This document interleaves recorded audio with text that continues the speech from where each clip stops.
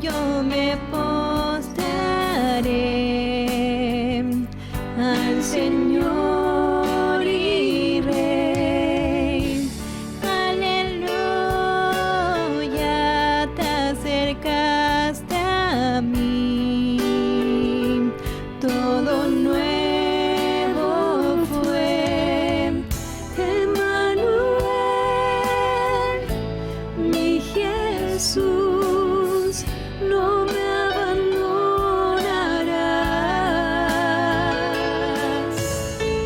Mi Rey Pastor, tú cuidarás de mí.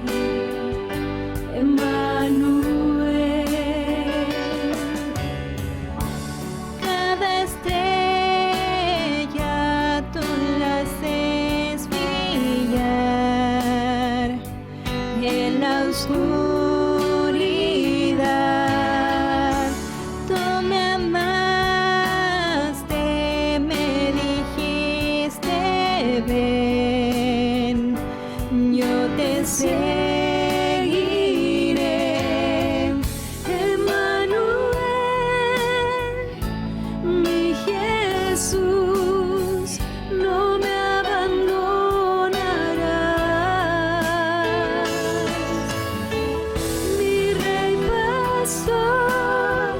Tú cuidarás de mí. Emmanuel.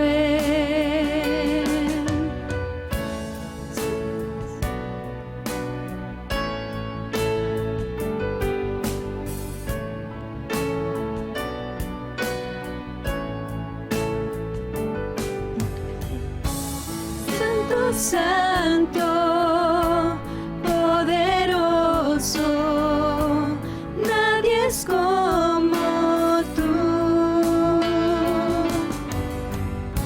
Santo, Santo, poderoso, nadie es como tú. Santo, Santo, poderoso, nadie es como tú. Santo, Santo, poderoso, nadie es como tú. Emmanuel, mi Jesús, no me abandonarás. Mi Rey Pastor, tú cuidarás de mí. Emmanuel, Emmanuel, mi Jesús, no me abandonarás.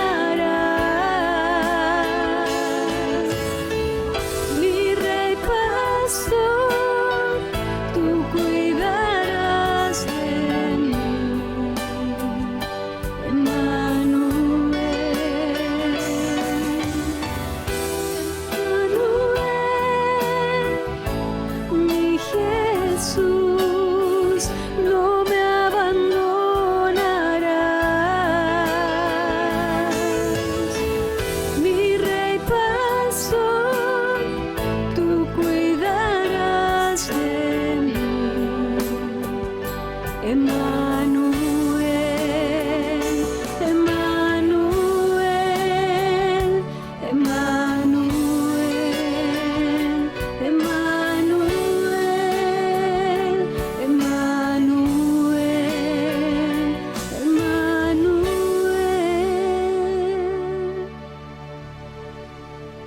Gracias le damos, Señor, porque usted es Emmanuel, Señor, Dios con nosotros siempre, Señor. Gracias por su fidelidad, Señor. Y en esta mañana, Señor, como cada día, queremos elevar, Señor, a usted no solamente nuestra alabanza, Señor, sino también nuestro clamor, Dios, nuestra oración, sabiendo, Señor, que es usted el que nos sostiene, Señor, y el que nos da la fuerza diaria, Señor, para vivir, para seguir adelante, para perseverar, Señor. Le rogamos, Dios, que nos llene con su Espíritu Santo, Señor. A usted cantamos, Señor. Y en esta mañana, Señor, nos venimos a refugiar, Señor, en la sombra de sus alas, Señor, sabiendo que no hay mejor lugar para encontrar, Señor, fuerzas, gozo, Señor, luz para nuestra vida, todo lo necesario, Señor, para vivir esa vida abundante, Señor, que usted nos promete, Dios. Gracias, Señor.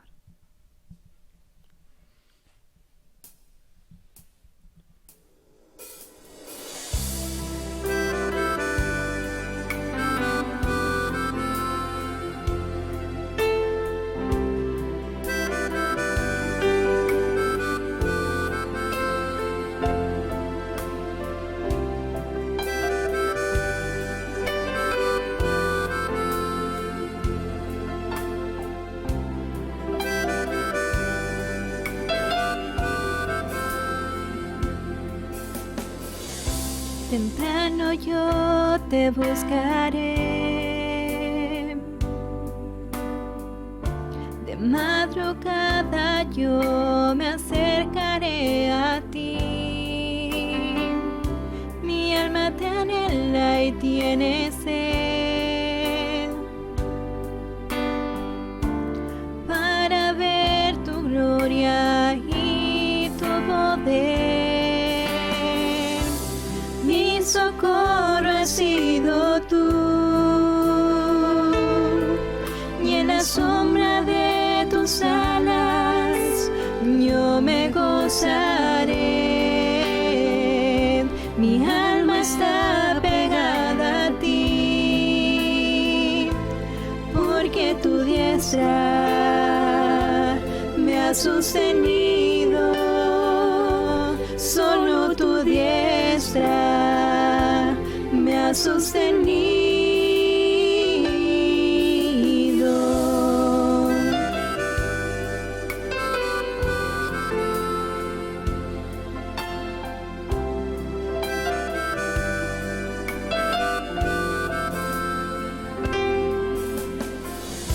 Temprano yo te buscaré,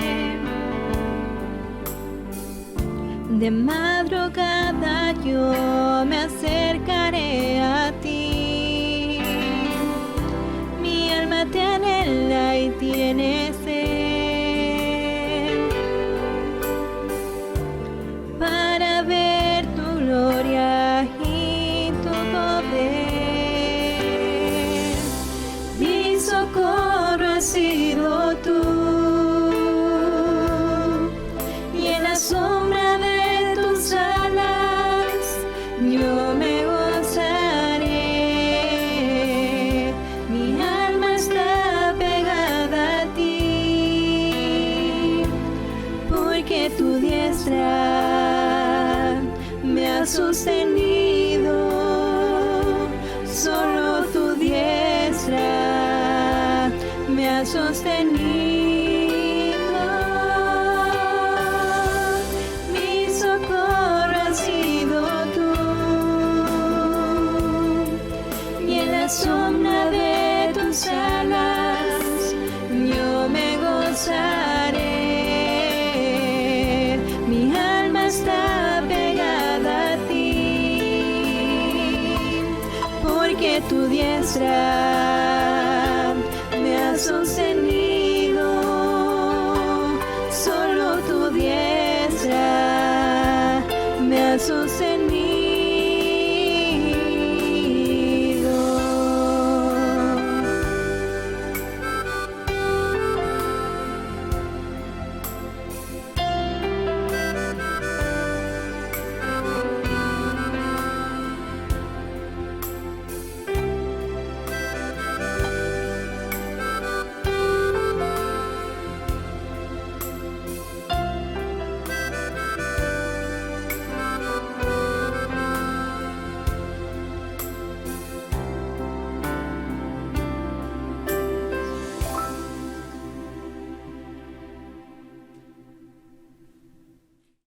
Vamos a la palabra del Señor, estamos en Hechos capítulo 2, vamos a ver un pasaje extenso si el Señor lo permite, y estamos viendo el día de Pentecostés, Hechos capítulo 2, nos toca ver del versículo 14 en adelante, y finalmente llegó el día de la promesa del Señor, del descenso del Espíritu Santo sobre la iglesia, y esto es importante recalcarlo, que el Espíritu Santo descendió sobre la iglesia, el día que llamamos Pentecostés, que coincide con la fecha judía del mismo nombre, Pentecostés.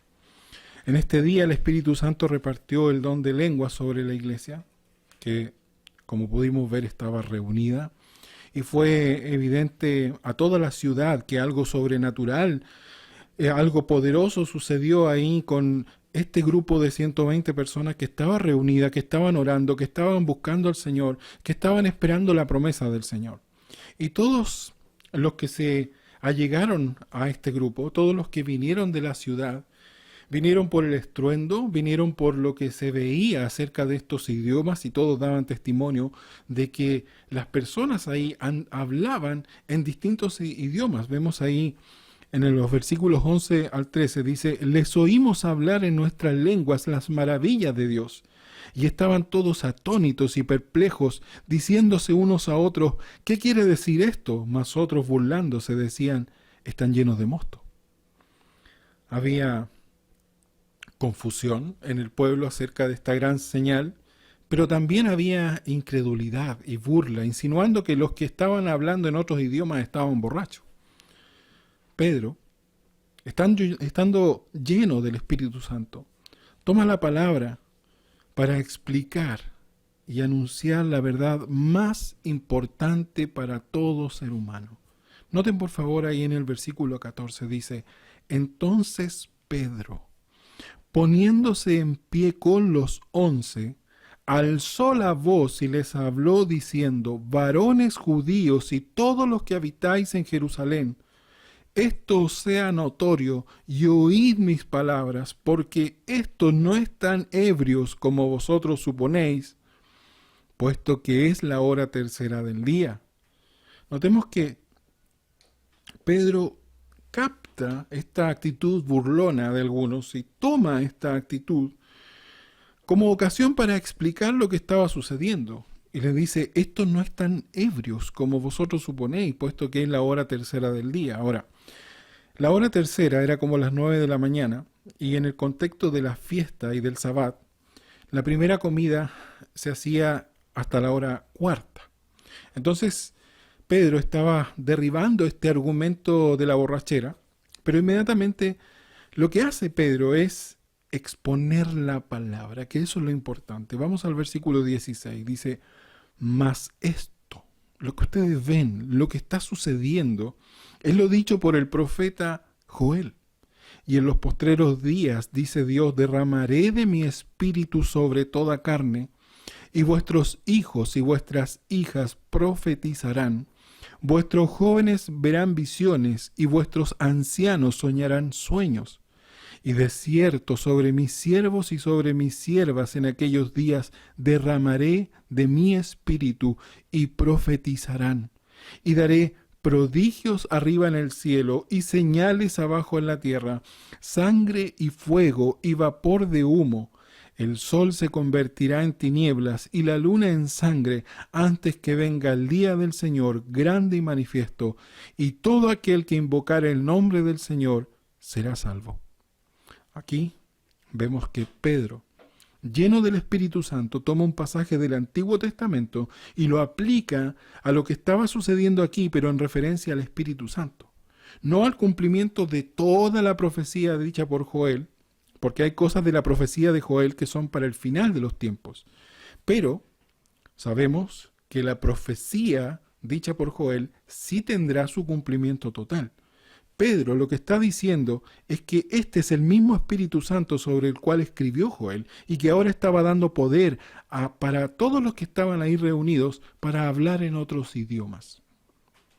Tal como lo hemos venido hablando desde el principio. Cuando estudiamos los primeros versículos de este capítulo del libro de los Hechos, hay eventos que debemos estudiarlos con cuidado porque si los aislamos, y como sucede en muchas iglesias, que se aíslan ciertos eventos, ¿y qué es lo que pasa? Caemos o corremos el peligro de caer en creer o generar ciertas prácticas y doctrinas apartadas de la verdad, fuera del contexto bíblico. Por eso hay que estudiar el libro de Hechos con cuidado y verlo en su contexto.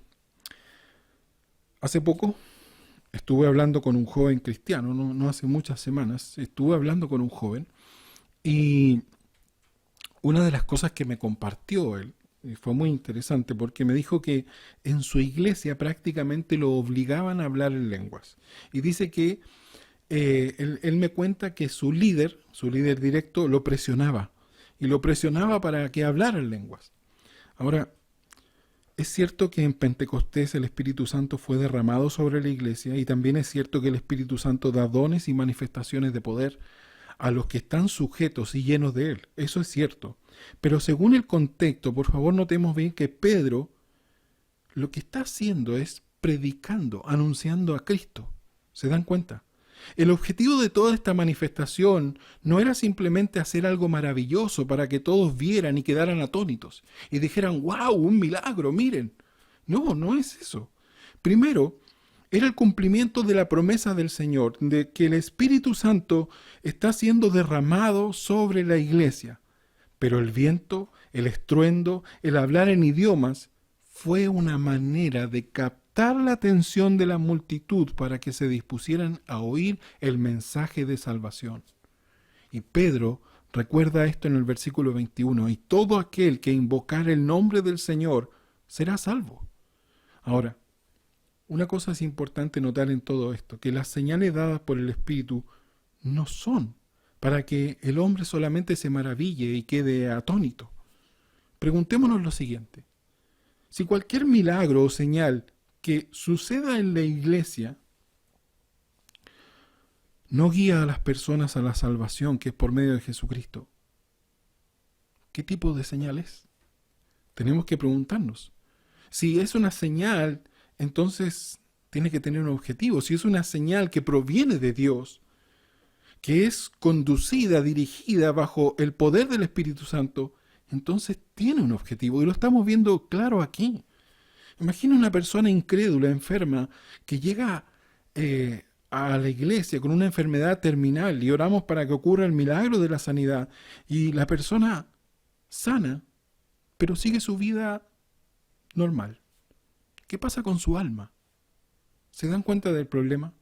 Recuerdo un pastor que tuve la oportunidad, la bendición de poder asistirlo, un pastor pentecostal, y él nos contaba de cómo el Señor produjo crecimiento en su iglesia y fue por medio de un milagro de una sanidad de un cáncer. Ahora, nos cuenta, no voy a contarlo ahora, pero una de las cosas que sí escuché con mucha claridad y me quedé muy atento, porque la mujer que llevaron fue sanada, pero inmediatamente ella, una vez que fue sanada, pidió volver, y ese día ella conoció al Señor. Entonces, primero es el alma. Y Jesús mismo no sanó solamente por el hecho de sanar, ni hizo milagros por el hecho de hacer milagros. No. Cuando el Señor Jesucristo, por ejemplo, resucitó a Lázaro, no solamente lo hizo por la familia, porque amaba a la familia, y realmente así lo dice la palabra, que los amaba, sino que lo hizo para mostrar al mundo que Él es la resurrección y la vida. El Señor Jesucristo siempre hizo lo que hizo porque había un propósito en cada milagro, en cada señal, y a propósito principalmente para mostrar al mundo que Él realmente era el Mesías, y guiar al mundo hacia la salvación, que es por medio de Él. Ahora, por favor, notemos que Pedro, lleno del Espíritu Santo, lo que hace es presentar a Jesucristo como el Cristo, como el Mesías. Dice el versículo 22, varones israelitas, oíd estas palabras, Jesús Nazareno, varón probado por Dios entre vosotros con las maravillas, prodigios y señales que Dios hizo entre vosotros por medio de él, como vosotros mismos sabéis, a este, entregado por el determinado consejo y anticipado conocimiento de Dios, prendisteis y matasteis por manos de inicuos, crucificándole, al cual Dios levantó, sueltos los dolores de la muerte, por cuanto era imposible que fuese retenido por ella. Porque David dice de él: veía al Señor siempre delante de mí, porque está a mi diestra, no seré conmovido. Por lo cual mi corazón se alegró y se gozó mi lengua, y aún mi carne descansará en esperanza, porque no dejarás mi alma en el Hades, ni permitirás que tu santo vea corrupción. Me hiciste conocer los caminos de la vida, me llenarás de gozo con tu presencia. Varones hermanos, se os puede decir libremente del patriarca David que murió y fue sepultado, y su sepulcro está con nosotros hasta el día de hoy.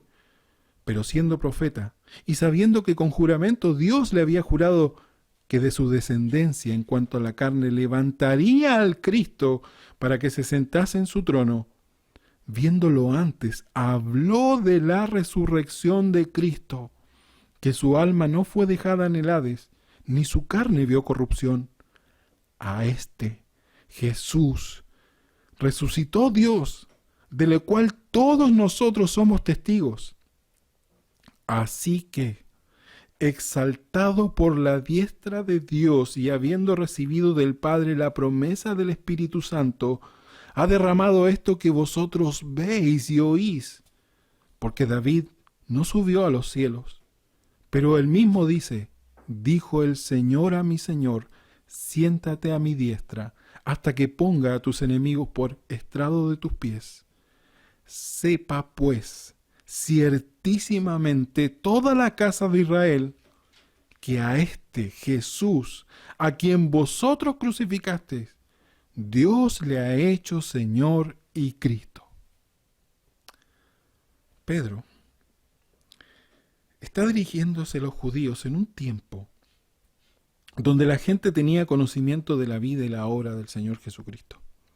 Muchos lo vieron, muchos escucharon sus enseñanzas durante 3 años y también muchos fueron testigos de los milagros que hizo y muchos de la ciudad de Jerusalén presenciaron su muerte. Ahora, todo esto, el hecho de la muerte del Señor Jesucristo y su resurrección, pasó hace unos días. Entonces esto está fresco en la mente de los judíos. Entonces notemos que Pedro, lleno del Espíritu Santo, lo que hace es primero hacerlos conscientes de la persona y obra del Señor Jesucristo. Jesús Nazareno, varón aprobado por Dios entre vosotros, con las maravillas, prodigios y señales que Dios hizo entre vosotros por medio de él. Todos eran conscientes y algunos, como les decía, testigos de la obra que el Señor Jesucristo hizo. Milagros que solamente podían provenir de Dios. ¿Y qué hicieron con él? Siendo testigos de la obra de él, ¿qué hicieron con él? Como dice aquí, habiendo visto las maravillas, prodigios y señales, lo crucificaron. Pedro les recuerda lo que hicieron. A este, entregado por el determinado consejo y anticipado conocimiento de Dios, prendiste y mataste por manos de inicuos, crucificándole.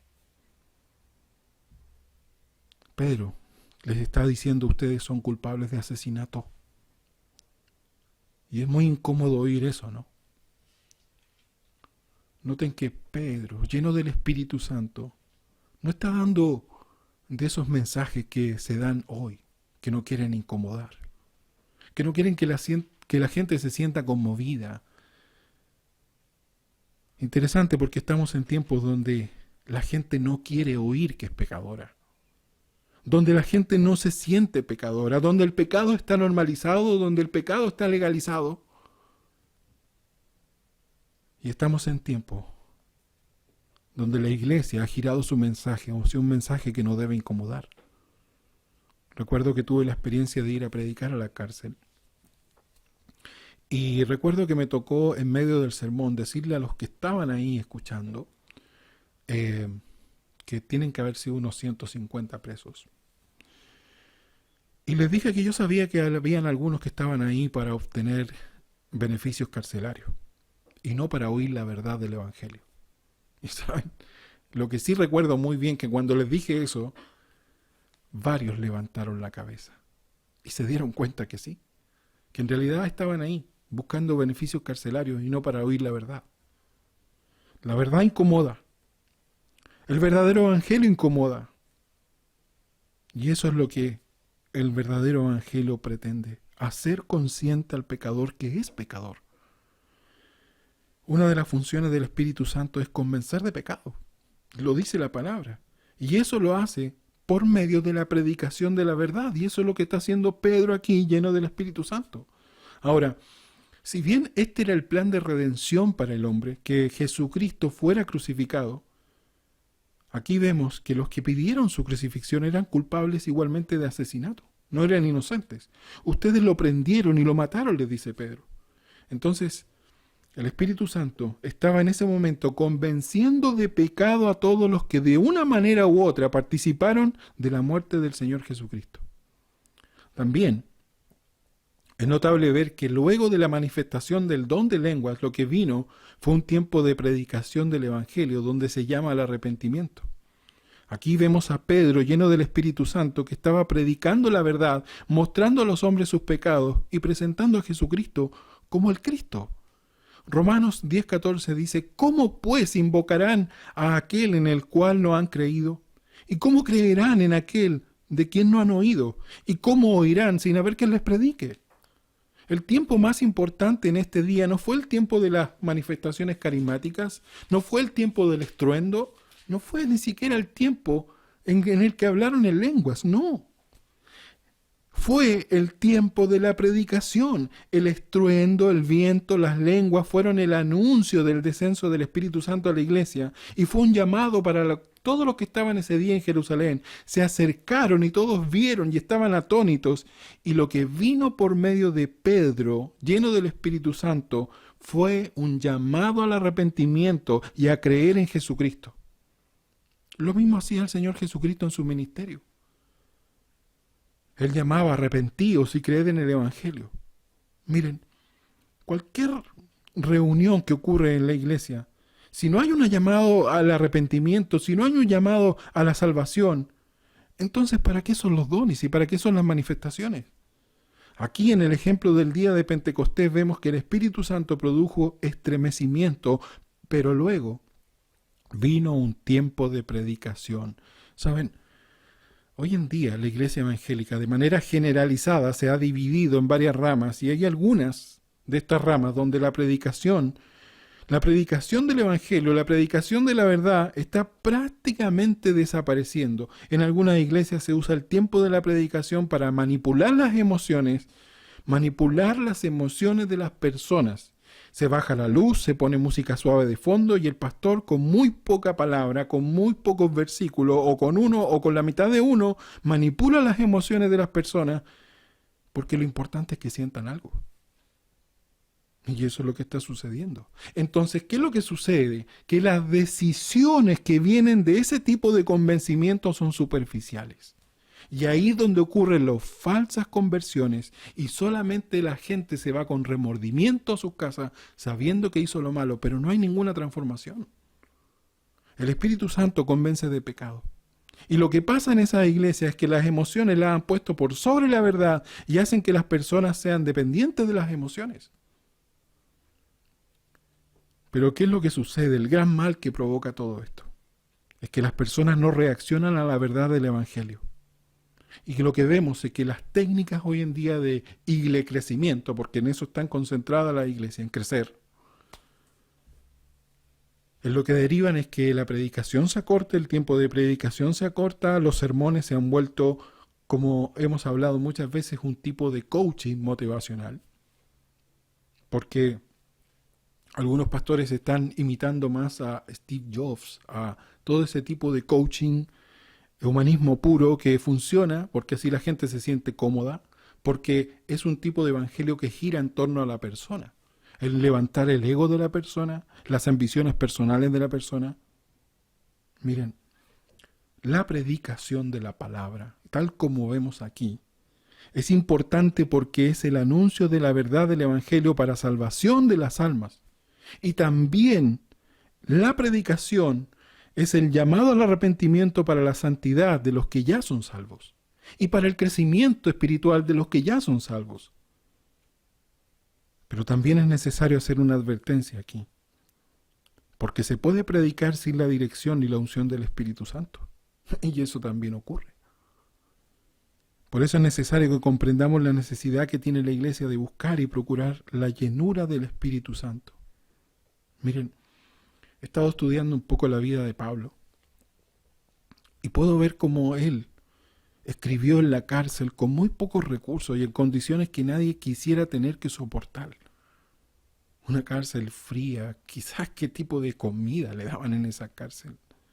En condiciones terribles, pero cuando leo la carta a los romanos, puedo ver que lo que escribió, lo escribió dirigido por el Espíritu Santo.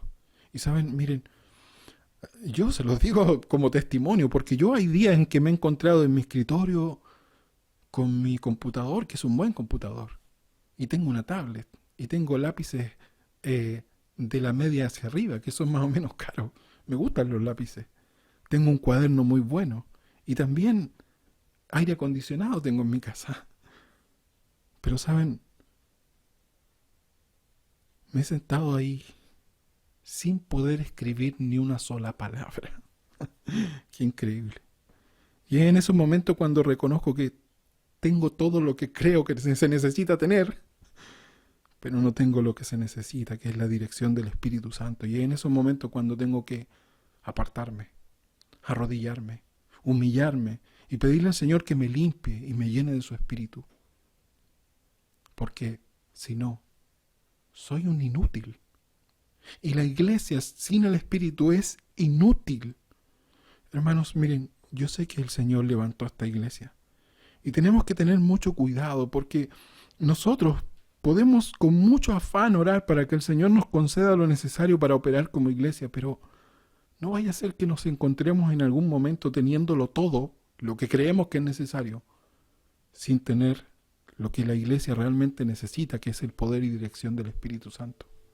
Ahora, notemos que la primera predicación hecha por Pedro en el poder del Espíritu Santo fue un anuncio de la verdad, denunciando el pecado, llamando al arrepentimiento y anunciando al Cristo vivo y resucitado, al cual Dios levantó, sueltos los dolores de la muerte, por cuanto era imposible que fuese retenido por ella.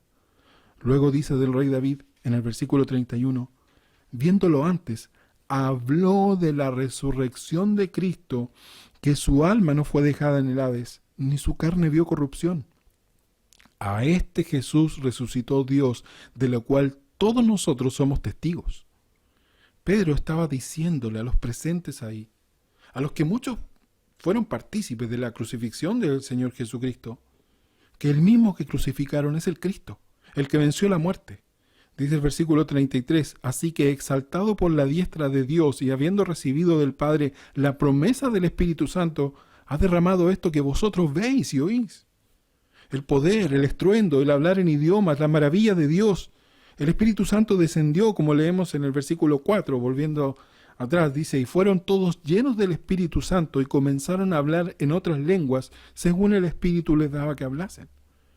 Y tal como vemos aquí, la llenura del Espíritu Santo tiene un propósito claro y definido. Es poder para dar testimonio y hacer un servicio fiel y eficaz para el Señor. Así lo dice el Señor, Hechos 1:8. Por otro lado, el bautismo del Espíritu, y esto también es importante, es algo que Dios hace una sola vez en el creyente cuando recibe a Jesucristo como su Salvador. Ese es el momento cuando quedamos sellados por el Espíritu. Pero la palabra sí nos exhorta a buscar la llenura del Espíritu Santo. Aquí en Pentecostés, la iglesia, los creyentes que esperaban la promesa del Señor experimentaron el bautismo del Espíritu en su descenso, pero fueron llenos del Espíritu para testimonio.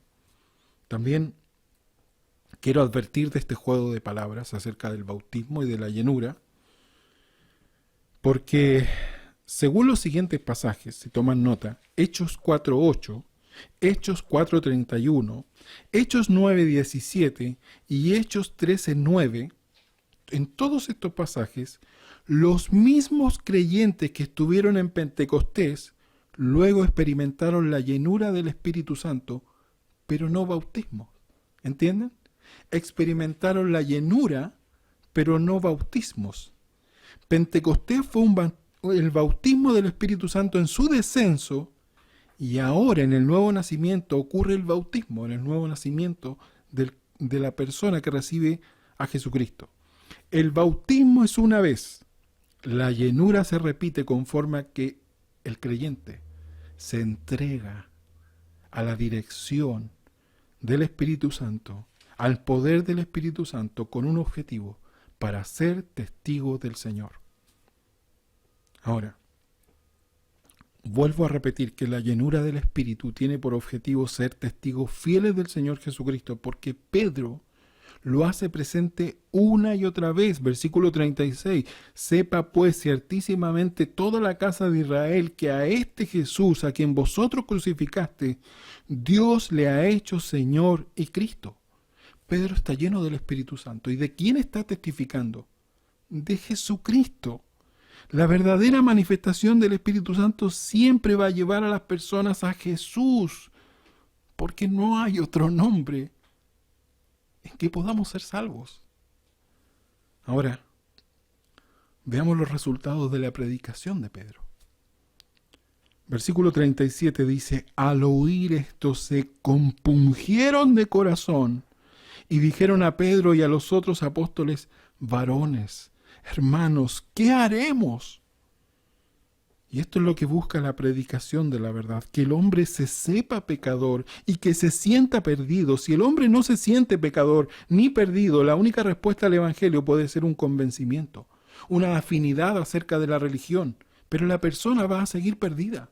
Va a ser un hombre religioso que asienta acerca de lo bueno, lo malo, lo correcto, pero no va a haber un nuevo nacimiento porque no se considera a sí mismo un pecador perdido. Noten por favor la desesperación de la gente después de oír a Pedro. ¿Qué haremos? Y esta es la conclusión a la que debe llegar todo hombre en un momento. Soy un pecador, estoy destituido de la gloria de Dios. ¿Qué puedo hacer? El hombre por su pecado no se puede salvar a sí mismo.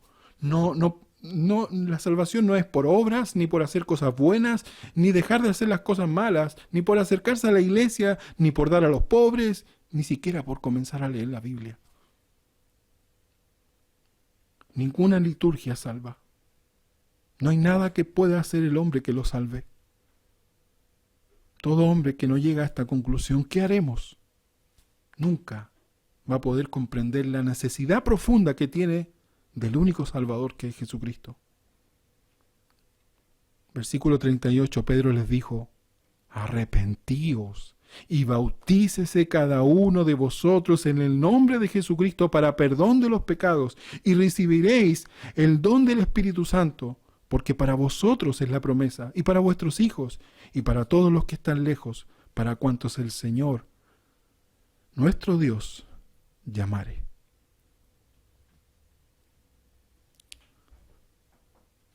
Como pueden ver, este es un llamado a la salvación.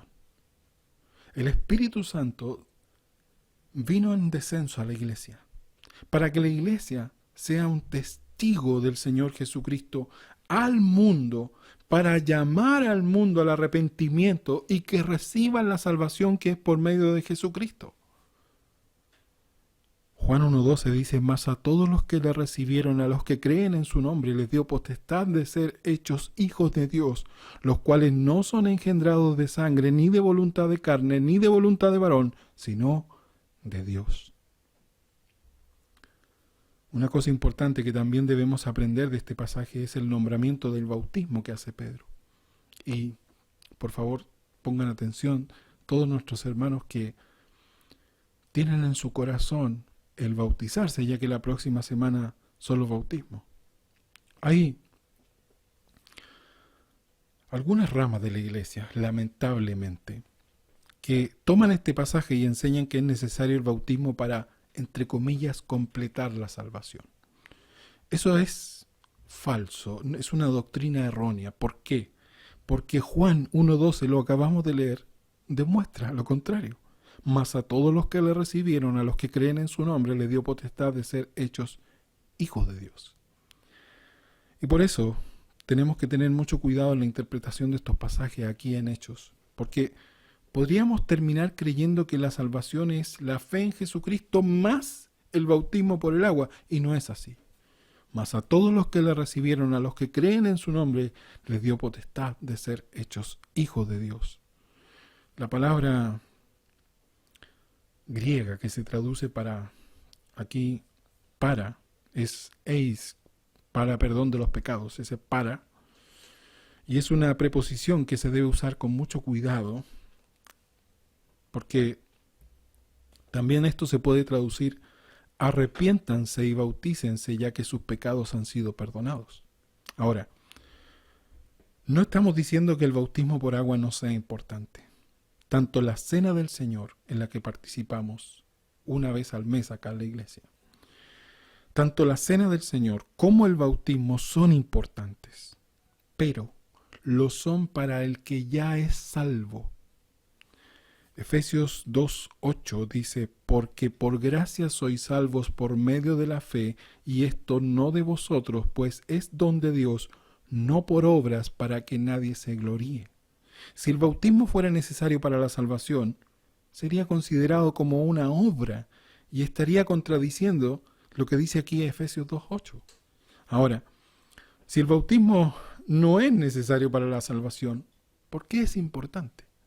Y esto también quiero que lo guarden en su corazón para que comprendamos esto. Primero, porque es una instrucción del Señor para la iglesia, así como es la cena del Señor. También el bautismo es una instrucción del Señor para la iglesia, así como se nos instruye celebrar la cena del Señor. De la misma manera, el Señor instruyó a la iglesia el bautismo, dice en Mateo 28:19, por tanto, id y haced discípulos a todas las naciones, bautizándolos en el nombre del Padre, y del Hijo, y del Espíritu Santo. Y a propósito, la palabra griega que se traduce como bautismo indica ser sumergido. Ya, esto también es importante. Todo aquel que recibe al Señor Jesucristo como su Salvador pasa a ser parte de la iglesia, del cuerpo de Cristo. Pasa a ser de este cuerpo global que se llama iglesia. Y en ese momento pasa a ser participante de esta instrucción, por lo cual vemos que el bautismo es un paso de obediencia y un paso de fe. Fe en el Señor Jesucristo y obediencia a la instrucción del Señor. En Hechos, este es un pasaje también muy interesante. Si buscan Hechos capítulo 8, versículo 35, acá vemos que estaba el etíope leyendo un pasaje del Antiguo Testamento y dice aquí, entonces Felipe, abriendo su boca, comenzando desde esta escritura, le anunció el Evangelio de Jesús. Y ahí está lo importante. Por favor, subrayen eso. Le anunció el Evangelio de Jesús. Y yendo por el camino, llegaron a cierta agua y dijo el eunuco, aquí hay agua. ¿Qué impide que yo sea bautizado? Felipe dijo, si crees de todo corazón, bien puedes. Y respondiendo dijo, creo que Jesucristo es el Hijo de Dios. Eso es la fe. Y mandó a parar el carro y descendieron ambos al agua, Felipe y el eunuco, y le bautizó. Eso es obediencia. Cuando el verdadero creyente considera el dar este precioso paso del bautismo, comúnmente ocurre una conmoción adentro, ocurre un avivamiento, se produce un gozo indescriptible. Sabemos lo que el Señor nos pide y lo queremos hacer, ya que es una instrucción del Señor para la iglesia. Al obedecer el bautismo que el Señor demanda al creyente, estoy reconociendo el señorío de Él sobre mi vida. Ahora, consideremos lo siguiente. Esta instrucción aquí en Mateo 28:19, el Señor la dio a los discípulos en momentos de su ascensión, ¿verdad? Es decir, el Señor ya había cumplido su ministerio, vivió, murió en la cruz y resucitó al tercer día. Entonces Pablo ahora toma esta verdad del ministerio del Señor y la aplica a nuestras vidas por medio del bautismo. Fíjense bien en Colosenses capítulo 2, versículo 12. Dice, sepultados con Él en el bautismo, en el cual fuiste también resucitados con él mediante la fe en el poder de Dios que le levantó de los muertos. Entonces vemos aquí también que el bautismo simboliza la muerte y resurrección con Cristo. En el momento que el creyente es sumergido, eso simboliza la muerte y la sepultura de nuestra antigua manera de vivir, cuando éramos esclavos del pecado. Y luego, cuando la persona es levantada y sale del agua, simboliza la resurrección para la nueva vida en Cristo Jesús. Romanos capítulo 6, versículo 1 dice: ¿qué pues diremos? ¿Perseveraremos en el pecado para que la gracia abunde? En ninguna manera. Porque los que hemos muerto al pecado, ¿cómo viviremos aún en él? ¿O no sabéis que todos los que hemos sido bautizados en Cristo Jesús, hemos sido bautizados en su muerte? Porque somos sepultados juntamente con él para muerte por el bautismo, a fin de que como Cristo resucitó de los muertos por la gloria del Padre, así también nosotros andemos en vida nueva. Entonces, ya que es un compromiso con el Señor de andar en vida nueva, simboliza un quiebre con el mundo y la manera de vivir del mundo. Para el creyente simboliza un quiebre con el mundo y la manera de vivir del mundo. Y en este ejemplo que vemos aquí en Hechos capítulo 2, es muy gráfico, muestra muy gráficamente lo que significa el bautismo. Fíjense bien, para los judíos significaba desechar su religión para ser bautizados en el nombre del Señor Jesucristo, y eso muchas veces producía en ellos rechazo social, rechazo de los de su nación y en algunos casos la expulsión de sus propias familias. Entonces aquí tenemos muy gráfico lo que significa morir al mundo y vivir para Cristo. Ya los judíos que hacían esto no podían entrar en las sinagogas, se les negaba la práctica de muchas cosas de la liturgia de la religión judía. Entonces el bautismo generaba un quiebre con su antigua manera de vivir. Y lo mismo es para el cristiano que hoy en día se bautiza. Delante de Dios se bautiza para testimonio de los hombres y está anunciando que muere para el mundo y vive para el Señor. Gálatas capítulo 3, versículo 27 dice: porque todos los que habéis sido bautizados en Cristo, de Cristo estáis revestidos. Amén. Este es el trasfondo principal del bautismo. Es un compromiso delante de Dios para testimonio de los hombres que ahora soy un redimido, salvo por la sangre del Cordero, el Hijo de Dios Jesucristo, y que ahora me comprometo a vivir revestido de Él, muero al mundo y vivo para el Señor. Ahora, notemos que todo esto ocurrió en el día de Pentecostés. El bautismo del Espíritu, el descenso del Espíritu sobre la iglesia, el llamado al Evangelio, y todo esto produjo el inicio y el crecimiento de la primera iglesia. Dice ahí el versículo 40, y con otras muchas palabras testificaba y les exhortaba diciendo: sed salvos de esta perversa generación. Así que los que recibieron su palabra fueron bautizados, y se añadieron aquel día como 3,000 personas, y perseveraban en la doctrina de los apóstoles, en la comunión unos con otros, y en el partimiento del pan, y en las oraciones. En el próximo estudio vamos a ver con más profundidad cómo fue esta primera iglesia, tal como la vemos aquí en estos versículos del 40 en adelante. Pero para finalizar con el estudio de hoy, podemos ver que la influencia de la iglesia a un mundo que no conoce al Señor Jesucristo vino porque habían vidas que estaban entregadas absolutamente y llenas por el Espíritu Santo. Y saben, hermanos, vuelvo a un punto que es esencial para la iglesia, y especialmente para esta iglesia. Miren, muchas veces la iglesia ve como esenciales cosas materiales, pero en este día vemos que 3,000 personas conocieron al Señor porque la iglesia tenía el poder del Espíritu Santo, no con cosas materiales ni con cosas superficiales, ni siquiera como se usa hoy en día, que la iglesia está imitando al mundo para tratar de llamar al mundo.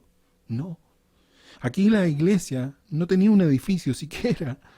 Sin embargo, fue poderosa en el poder del Espíritu y se convirtieron 3,000 personas. Ahora, hermanos, no estoy diciendo que hay cosas que son innecesarias.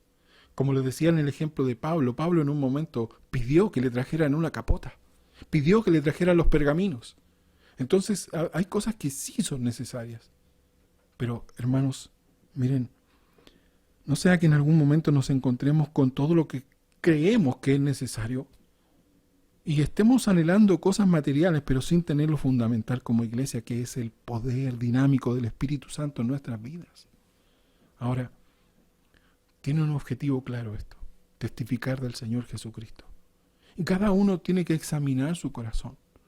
Cada uno tiene que realmente venir aquí delante de la palabra del Señor, que es el espejo que Dios usa para nosotros, para ponerlo enfrente y ver cada uno en su vida si está siendo lleno, viviendo lleno del Espíritu Santo para testimonio del Señor Jesucristo, un mundo perdido. Porque muchas veces vemos que la iglesia se pierde en estas cosas. Hoy en día los cristianos están viviendo vidas individualistas, vidas egoístas. El cristiano está envuelto en sí mismo, ya tiene sus propios planes. El cristiano hoy en día generalizado está que están contristando al Espíritu Santo, ya no lo oyen. Ya no, por eso no se ve el poder en la iglesia. Por eso no hay poder para conquistar almas y para llegar al mundo perdido, porque los cristianos ya tienen sus propios planes, ya tienen su propia dirección, y eso los hace sordos a la dirección del Espíritu Santo. Hermanos, miren, yo sé que estamos bajo necesidad y tenemos que orar por nuestra necesidad, pero nuestra necesidad principal es deshacernos de nuestro yo egoísta y pedirle al Señor que nos llene de su Espíritu y que su Espíritu nos dirija. Necesitamos primero lo esencial. Lo esencial es ser lleno del Espíritu para testimonio de Jesucristo. Y luego todas las demás cosas, creo por fe que el Señor las va a añadir. Yo sé que el Señor nos ama, yo sé que el Señor nos levantó, pero con un propósito: testificar de Él. Si no, pasamos a ser un club religioso, un grupo de personas religiosas que se reúnen en un lugar para regocijarse a sí mismas. Y no somos eso. Somos parte del cuerpo de Cristo. Somos una iglesia local, con muchas deficiencias y con muchas necesidades. Pero, hermanos, volvamos al centro. Nuestra necesidad principal es del Señor Jesucristo, de tener comunión con Él, de ser llenos de su Espíritu, para testimonio de Él a un mundo perdido, para gloria de su nombre. Que el Señor les bendiga. Vamos a orar para terminar. Señor, te damos gracias por tu palabra, mi Señor, y podemos ver esta preciosa iglesia, el nacimiento de la iglesia, mi Señor, y el poder de tu Espíritu, y todas las cosas, mi Señor, que sucedieron. ¿Cuántas almas, Señor, te conocieron? Ayúdanos, Señor, a comprender en profundidad esto. Señor, tantas veces que nos sujetamos a lo material y perdemos de vista lo eterno. Ayúdanos, Señor, en esto. Límpianos de nuestros pecados y de nuestro egoísmo, de nuestra maldad y de todas aquellas cosas que contristan a tu Espíritu. Y llénanos de tu Espíritu. Ayúdanos, Señor. Tú conoces nuestra debilidad, Señor. Ayúdanos, Señor, también a verla y a deshacernos de estas cosas. Señor, pedimos tu bendición en cada uno de nosotros en esta iglesia. La pedimos en nombre de Jesús. Amén. Bueno, mis queridos